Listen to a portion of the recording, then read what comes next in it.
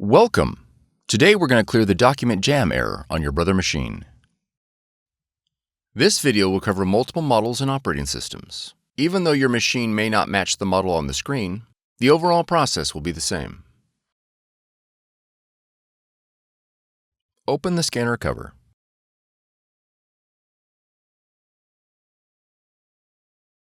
Gently remove any jammed paper with both hands. Close the scanner cover. Press the X icon on the touchscreen.